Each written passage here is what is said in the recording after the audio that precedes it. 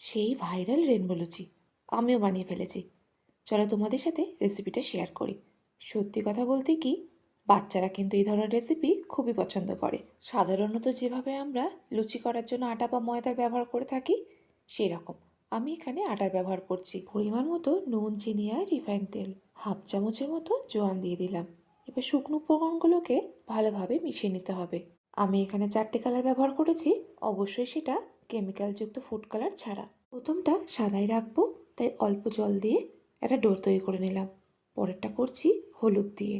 সবুজ রঙটা করেছি ধনেপাতা পেস্ট করে, সেই রসটা পালং শাকের রস দিয়েও কিন্তু করতে পারো। বিটের রস দিয়ে লাল রঙটা তৈরি করেছি। এইভাবে 4টে ডো করেছি। প্রত্যেকটা ডোই এবার রুটির মতো করে বেলে নেব।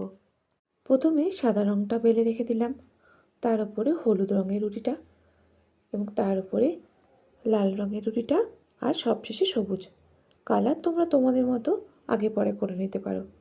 এবার সব কটাকে একসাথে রোল করে একটি ছুরির সাহায্যে সমানভাবে কেটে নেব। একটুখানি ঘি বা রিফাইন অয়েল মাখিয়ে রাখতে হবে।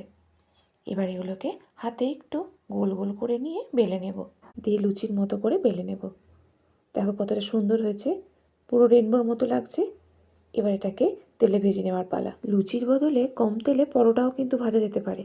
দেখতে যেমন সুন্দর হয়েছে, খেতেও কিন্তু খুব সুন্দর হয়েছিল। বাচ্চারা কিন্তু খুব মজা করে খাবে। বাড়িতে কোনো অতিথি আসলে একবার ট্রাই করে দেখতে পারো।